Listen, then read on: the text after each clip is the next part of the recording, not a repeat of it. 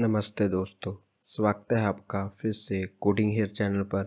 पिछली वीडियो में हमने सिलेक्टर्स के बेसिक रिवाइज किए और एलिमेंट सिलेक्टर और आईडी सिलेक्टर को प्रैक्टिकली समझा।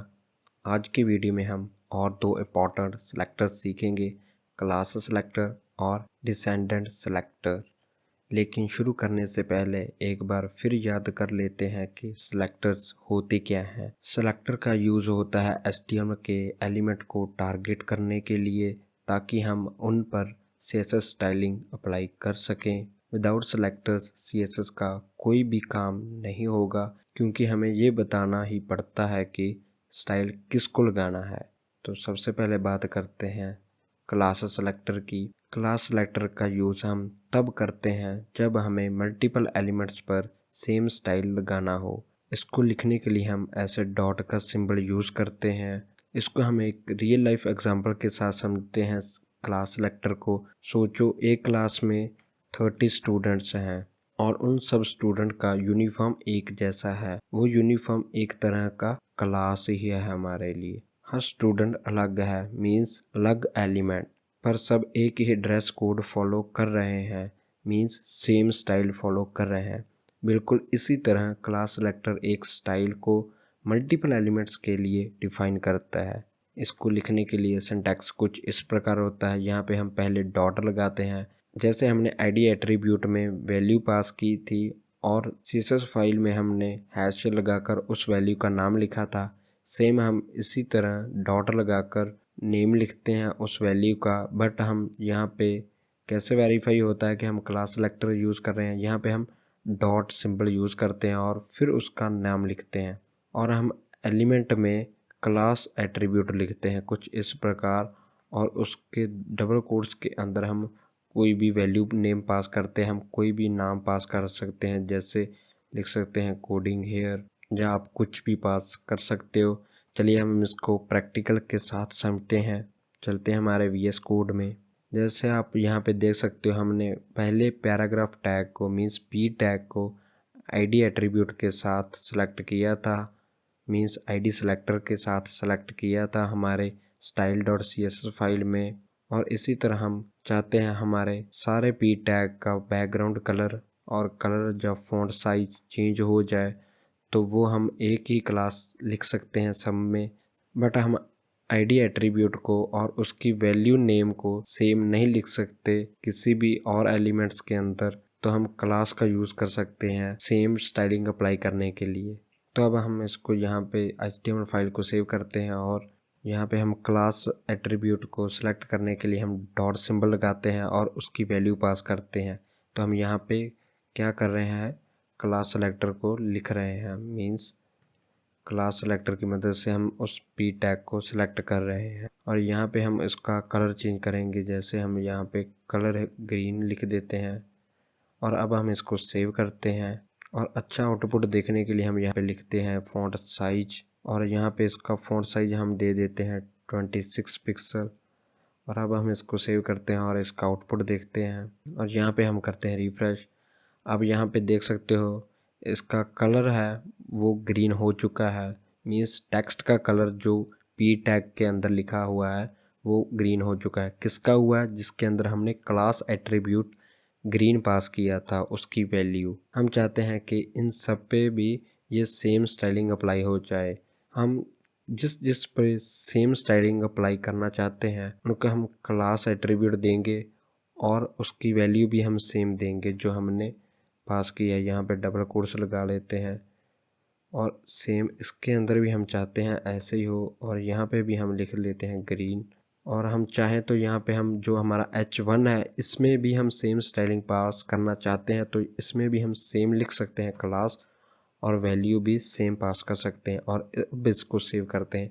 अब आप देख रहे हैं इसका आउटपुट क्या इफेक्ट होता है। अब आप देख सकते हो हमारा जो H1 है वो भी सेम स्टाइलिंग अप्लाई कर रहा है, और जो हमने यहाँ पे भी क्लास एट्रीब्यूट वैल्यू दी थी ग्रीन, उसकी मदद से इन पर भी स्टाइलिंग अप्लाई हो चुकी है। हम किसी भी एलिमेंट पे हम जिस मर्जी एलिमेंट पे सेम स्टाइलिंग अप्लाई कर सकते हैं विद द क्लास एट्रीब्यूट और सेम वैल्यू के साथ। हमें क्लास सेलेक्टर का कब यूज़ करना चाहिए? जब एक ही स्टाइल को मल्टीपल एलिमेंट्स पर अप्लाई करना हो, जैसे हमने यहाँ पे करके देखा है। और जब एक ग्रुप ऑफ एलिमेंट्स को एक जैसा दिखाना हो, तो हमें इसको कब यूज़ नहीं करना चाहिए?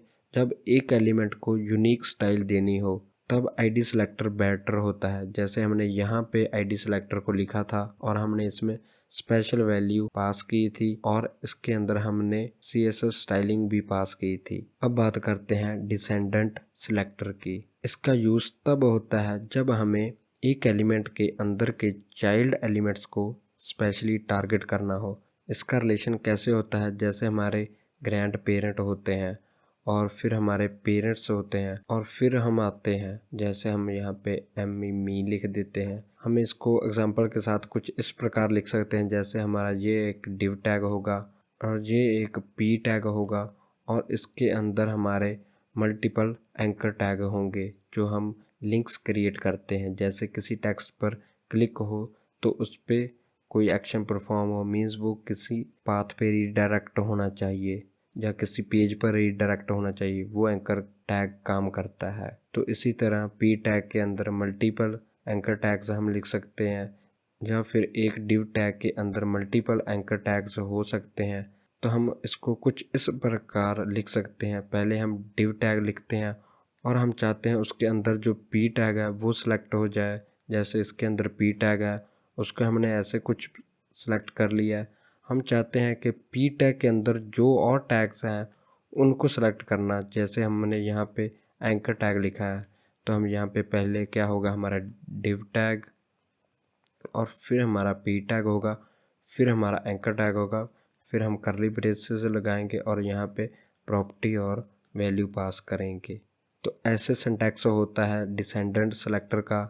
तो हम ऐसे एलिमेंट्स को सिलेक्ट करते हैं, मतलब हम बोलते हैं कि सिर्फ इस पेरेंट के अंदर के चाइल्ड एलिमेंट्स को सिलेक्ट करो, बाकी को नहीं। तो चलिए अब हम इसका प्रैक्टिकल करते हैं तो अच्छे से और आपको क्लियर होगा। तो हम अपने पिछले वीडियो के तो हम अपने पिछले कोड को डिलीट कर देते हैं यहाँ से।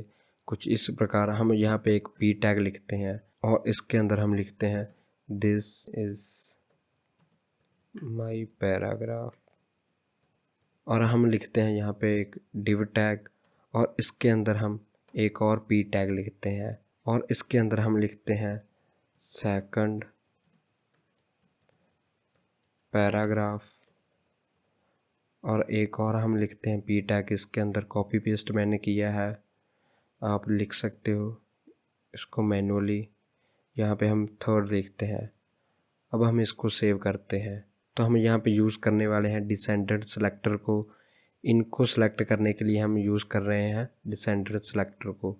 तो इसको यूज़ करने के लिए हम यहाँ पे पहले लिखते हैं डिव टैग, उसके अंदर है हमारे पी टैग। तो हम यहाँ पे इनको पी टैग लिखते हैं यहाँ पे और पी टैग हमारे सिलेक्ट हो चुके हैं।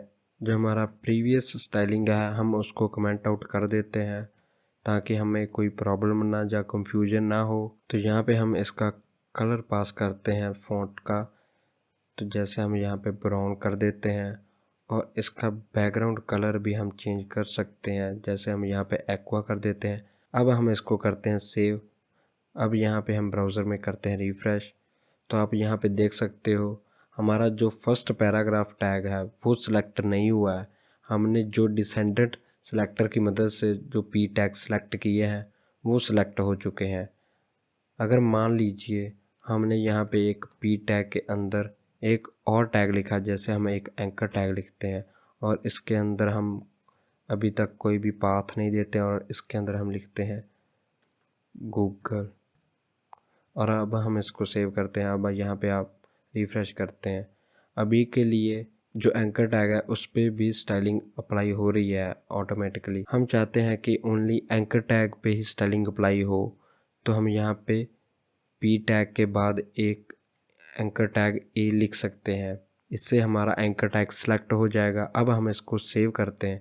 अब यहाँ पे हम रिफ़्रेश करते हैं। अब आप यहाँ पे देख सकते हो हमारा एंकर टैग पे ही जो स्टाइलिंग अप्लाई हुई है, जबकि हमने यहाँ पे पी टैग भी लिखा है और ए टैग भी लिखा है और जो हमारा VS कोड है वो हमें सजेस्ट भी कर रहा है कैसे कैसे एलिमेंट सेलेक्ट हुआ है। पहले हमने div टैग लिखा है और उसके अंदर p टैग है और उसके अंदर जो एंकर टैग है वो सिलेक्ट हो जाए, और उसके अंदर हमने स्टाइलिंग अप्लाई पास की है।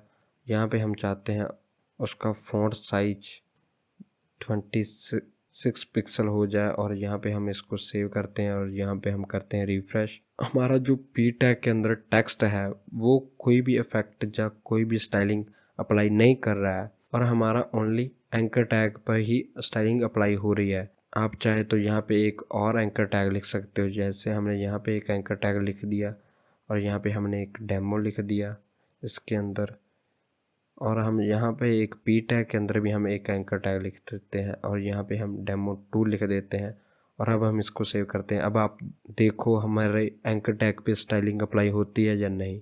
तो हमने जहाँ पे रिफ़्रेश किया है और यहाँ पे जो एंकर टैग हमने एक्स्ट्रा दिया है उन पे स्टाइलिंग अप्लाई नहीं हुई है।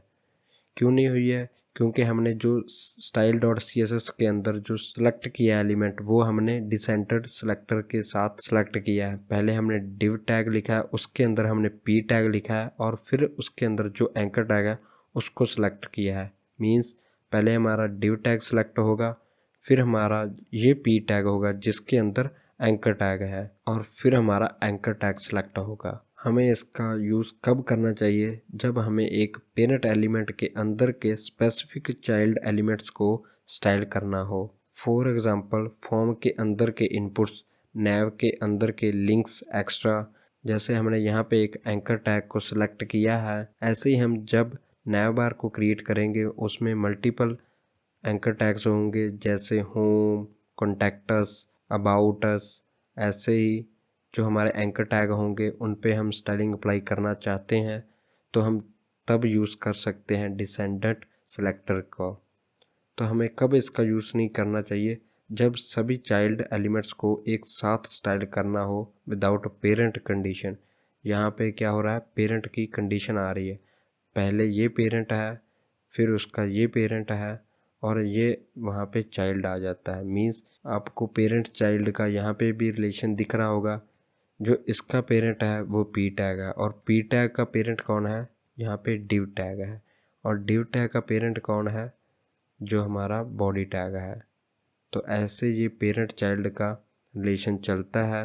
तो दोस्तों अब आपके लिए एक टास्क है, एक HTML पेज बनाइए जिसमें एक div के अंदर 2 हेडिंग्स हों। कुछ इस प्रकार आप कोई भी लेवल हेडिंग का ले सकते हो, और 2 पैराग्राफ्स हों कुछ इस प्रकार, और यहाँ पे आप div को ऐसे कुछ क्लोज करोगे, और एक पैराग्राफ है वो div के बाहर हो, जैसे कुछ इस प्रकार। div के अंदर के सभी पैराग्राफ्स को क्लास सेलेक्टर से रेड करो, और सिर्फ div के अंदर के पैराग्राफ्स को ग्रीन करो डिसेंडेंट सेलेक्टर के साथ।